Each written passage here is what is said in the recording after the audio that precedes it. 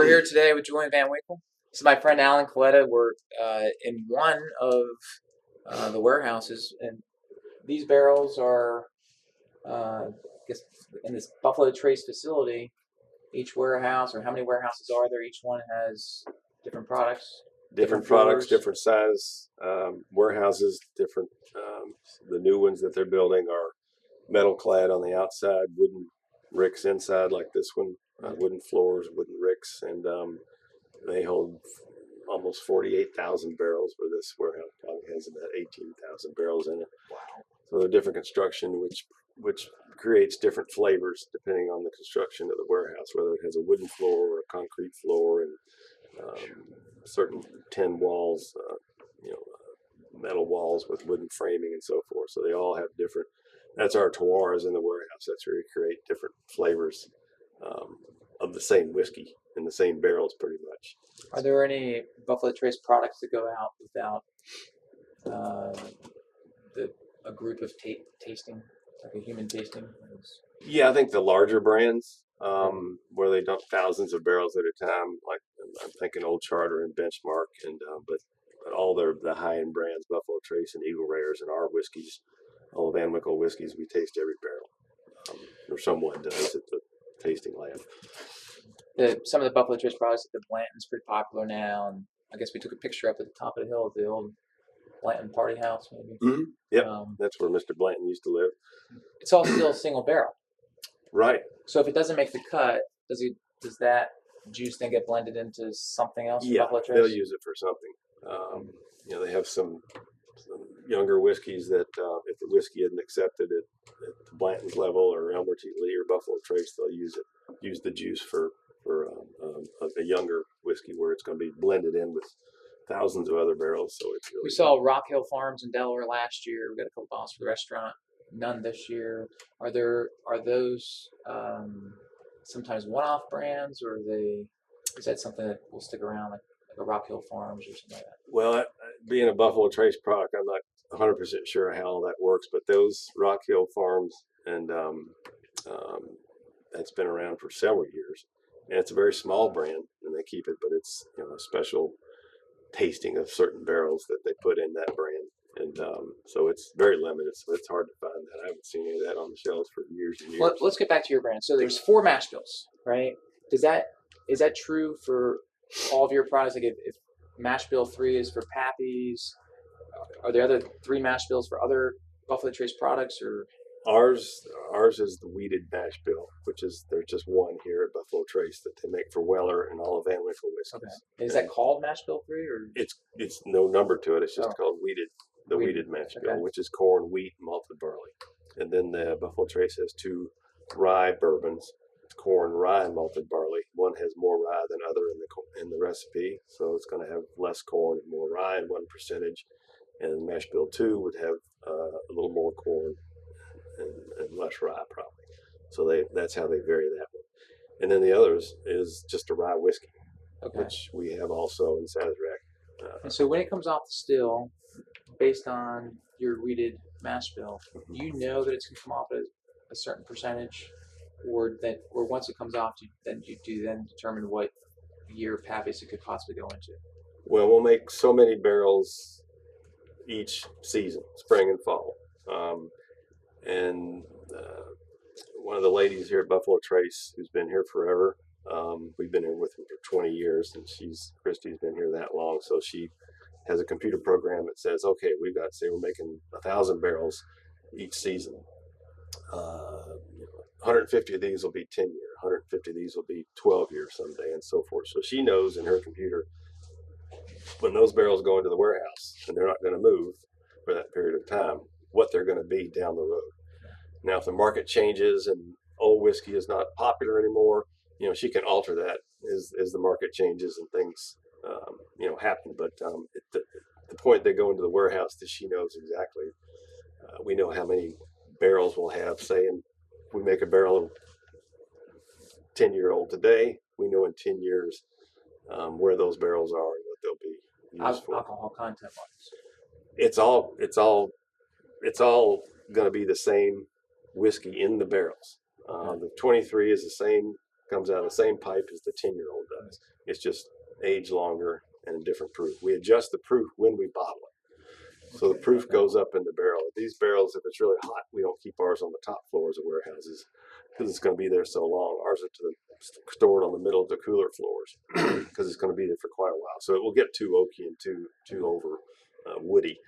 So the proof goes up in these barrels because the alcohol evaporates a little slower than the water does because it's a bigger molecule. So the proof goes up in barrels. So it goes in at, say, 114. It may go up to 120, 130, something like that. So we just add distilled water to it to bring it down to whatever the bottling proof is. So that's how that's adjusted right when you bottle. I've got to say, walking into this building, it was like I don't know what I expected, but wall to wall, floor after floor of whiskey barrels. I mean, what you're saying now, it just makes complete sense because for people who are seeing this for the first time, it's amazing to me just the amount of whiskey barrels that are sitting here. Yeah, and you've got multiple warehouses like right, this. and it's to do this. It was hard for our family to stay in business because putting barrels away for so many years cost a lot of money, and it's just sitting there for 10 to 23 years. So it's you're not the whiskey's evaporating. You're paying property tax on the whiskey. You're paying the bank money because you borrow money to make the whiskey and put it in these barrels and so forth. So it's excise tax also coming out. Well, that's not that's not paid until you ship the whiskey. Okay. Yeah, so that's good. It used to be you paid the tax on the barrels years ago when we went in the warehouse, but now you don't pay the tax until you ship to the government. So it's an expensive deal. So you have to kind of guess the market. Hopefully, it's going to keep increasing because Buffalo Trace has spent over $1.5 billion over the last 5 or 10 years, increasing the production and warehouse space. So you make all this whiskey, you got to have some place to put it. So there are warehouses all over this part of Kentucky. The barrels are single use, meaning White Dog goes in a barrel that sits for 10, 12, 23 years. It's just once, or if you have something in for 10, do you use it again for 10? No, you can only use these barrels once for bourbon. And then they're used for whiskey, or they go to Scotland, they go to Canada. In America, we use it for Buffalo Trace, and other distilleries use it for just a whiskey, blended whiskey. Rum they're used in rum. There's people aging wine in them. Añejo tequila, cut them in half. Whiskey barrels. Yeah. There's certain tequilas, probably most of them. Well, the añejos where it's going to be in there for 18 months at least or whatever. They use some used barrels, and they can use them over and over and over. After a while, they kind of lose their potency. But we can only use them one time, so which is a good thing because you take a used barrel and a brand new barrel and put new whiskey in it, put them in a warehouse for 10 years. You're going to have two completely different products. Yeah, because the initial influence of the charred white oak, which is what these are on the inside, the initial resins and flavor from the new barrel is so different from the used barrel. So that's why the government. Someone who's charring these barrels, are they working with you for a number of decades? Yeah, we use Independent Stave, which is a huge barrel company, make wine barrels and whiskey barrels for people all over the country, and now Buffalo Trace has their own barrel manufacturing plants so that they can secure a supply because there's so many people making whiskey these days. There's only so much white oak out there and so many barrels. So if you own a barrel manufacturing plant, you're busy.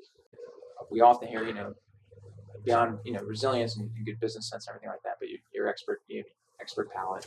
From the restaurant industry, I hear you have to continuously develop your palate. You have to introduce new flavors. You have to, essentially, like you would go to a gym to work out. You have to practice. It takes practice, right? Yeah, that's all it takes. So do you find yourself introducing new flavors, new palates, practicing? I don't do it enough. I need to. People say, well, when you taste barrels, what are you looking for? So it's not so much what we're looking for, it's what we're not looking for. We know the whiskey is going to be very consistent. That was made 10, 15, 23 years ago because the barrels are consistent. we're getting in because we've been with Buffalo Trace for 20 years now. We were dealing with 3 different distillations when we first started 20 something years ago. So because I wasn't making my own whiskey, now we're making whiskey here at Buffalo Trace. So it's that certain flavor profile, and it's either going to be, if it's too woody or too harsh, sometimes the staves in the barrel are going to have some sapwood in them from the tree. Mostly it's you want heartwood, Like, but like there's sometimes too much moisture. yeah, it just ages. It's green, we call it. Just kind of, it's like the whiskey didn't really age that much, so it's got kind of a Interesting. sweet corn flavor to it, which really you don't want when you're mixing it with some really nice old whiskeys in there, that some bourbons that have great, oakiness and a lot of those flavors. So those are the ones we kick out, and we'll age it longer. And eventually, if it doesn't pass muster, then Buffalo Trace will use it in, like I say, a younger product, but just not ours. I've got to ask you, in your book, Pappy, you share the story. One, you're acknowledged as probably having the finest palate in the world today for bourbon. Well, you won the James Beard Award. And That's pretty impressive. you've got credentials that most people would only dream about.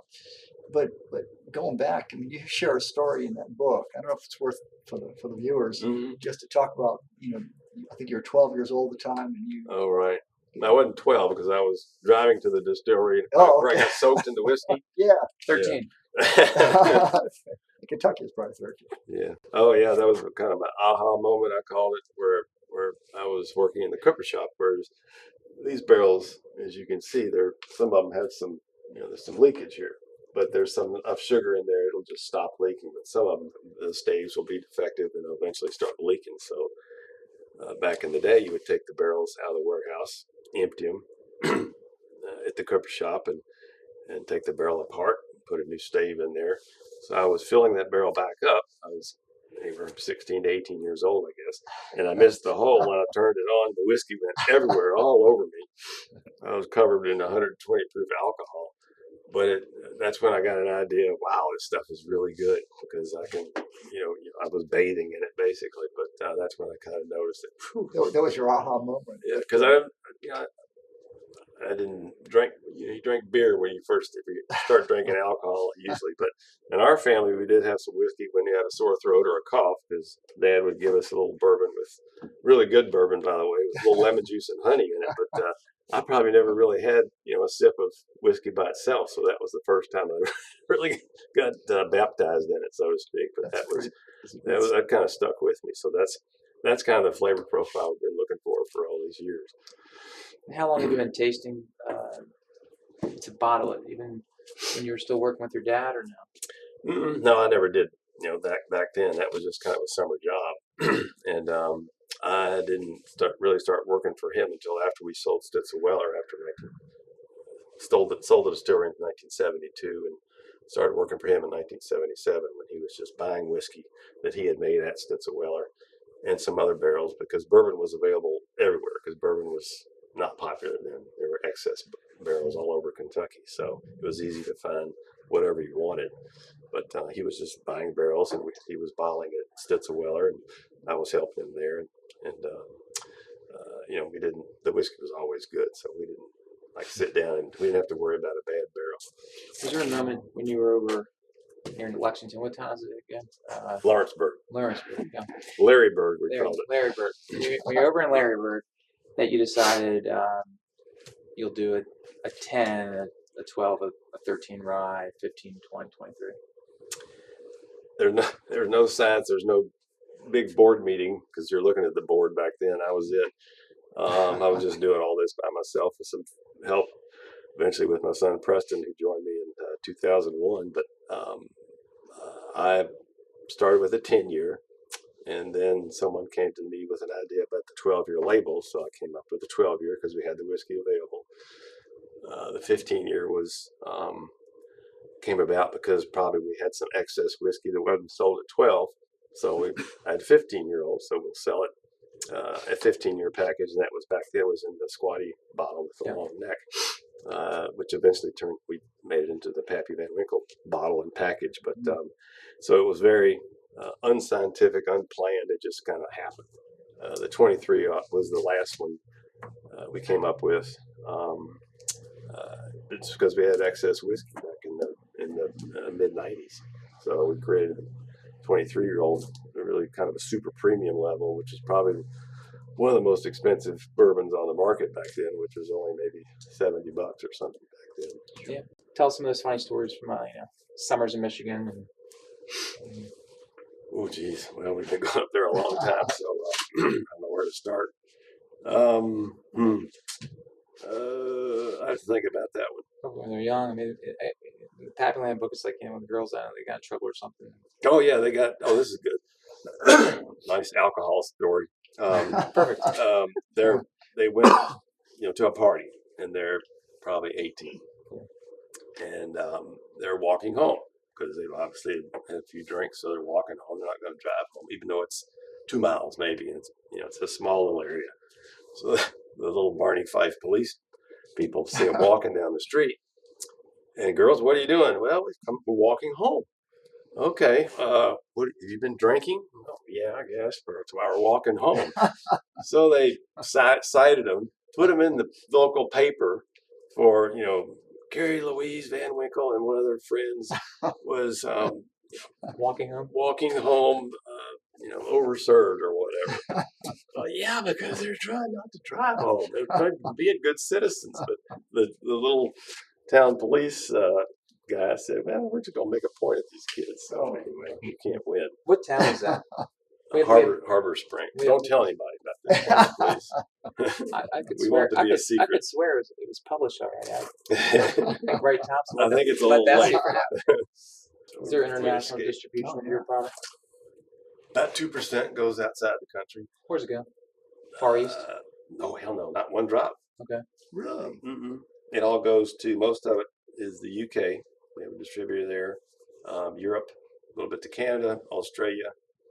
As I said, scattered about Europe, but that's about it. Now you were selling some Used to. into Japan. Right? Oh yeah, they kept me going for back in the 80s Yeah. and 90s. But the demand in the States got so big that there's no reason to sell anything overseas. But we do just to Europe and some longtime customers over there. But I saw no need to make our United States customers unhappy about selling it overseas to Asia because we just rather sell it here. Well, and I were talking about it. That's great. I have a question about making the trip. So, you taste the barrel, or you have a tasting team that helps you and Preston taste the barrels, and for your product, either you and Preston, or you or Preston, or personally the taste. Right, one or the other, and if we can't, we can definitely depend on the. So, if you determine it makes the trip, once it's bottled,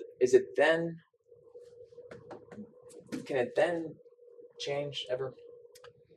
I mean, it will eventually in the bottle because we've got whiskey from the 50s and 60s. That's what I mean. Stitzel-Weller stuff that our family made, but it oxidizes because it's never airtight completely. Just whether it's got a screw cap or a cork, even a cork with wax over it is still going to evaporate somehow.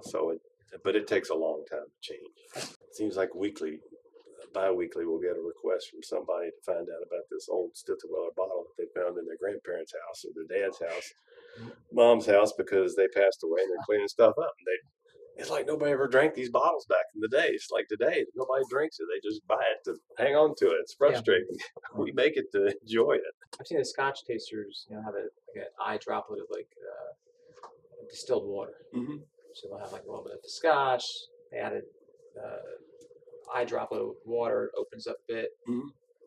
Does that work similarly to bourbon? Oh yeah, any whiskey. I mean, that's how you should try it. Matter of fact, whenever we do tastings again someday, we suggest to try it neat and have a little distilled water there. Not tap water because it's usually got some chlorine in it or something which affect the flavor. But try it neat, whatever the bottling proof is. It could be 90, could be 107, which really is a good idea to dilute the higher proof bottlings. But then you put a little water in, 4 or 5 drops of water, and it dilutes it. It hides the alcohol, and more of the flavor comes through it, and it completely changes the flavor of the whiskey. So we highly recommend to try it that way. And when you're tasting out of the barrel, obviously you're not doing that. You're not adding the water to equalize the alcohol. But even that, you can taste the barrel and know that it's made the trip, even if it's alcohol heavy. You mean when we taste the Yeah. barrels before we bottle? Yeah. Oh, it's reduced down to like 40 proof.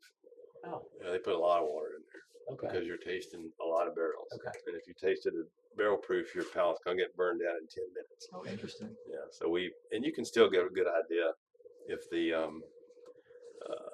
the barrel's going to be good or if it has an off flavor to it, even by putting that much water in it. So it's reduced quite a bit because it's so high in the barrel, high proof. Yeah.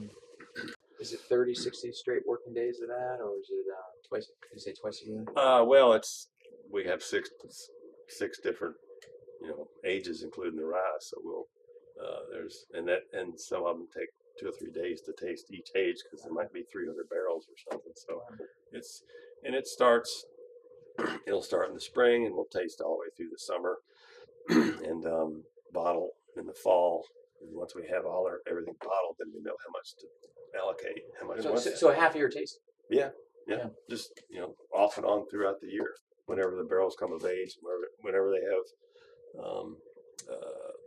time for us to do the samples, because it's time consuming to drill a hole in these barrel heads, label each little sample bottle, and then take it to the lab and pour it, and so forth. So it's quite a process, and they do it with it's every day, all day long. What's the most fun part of the job now? It's interesting to try the barrels. It is because they are pretty consistent, but it's always fun to find a really good one in there. Sometimes they kind of stand out. The war in Ukraine, has that affected wheat prices even for you guys here? Feed, wheat, corn. Oh yeah, all the prices have gone up. Yeah, most of the cost is you're looking at it right here. It's that barrel and just sitting there, Yeah. and the tax and the evaporation has increased over the years because it's gotten so hot. So we're getting less whiskey out of each barrel. But you're no longer taxed on the evaporation, right? Now you're taxed at the bottle. Right. When did that change? It's been that way for quite a while. I think it was if it was the 60s or 70s where they started just paying excise tax when it's shipped. Okay, so for tasting today, I mean, do you think we could? You want to go down to the? I'll give them a call over there and see if It's there's. about 11:30 now. Yeah. I don't keep it too long. It's a massive operation. It is huge. You don't realize how. So you smell that smell? You know what that is? What's that? That's money. Angels share. They're very greedy.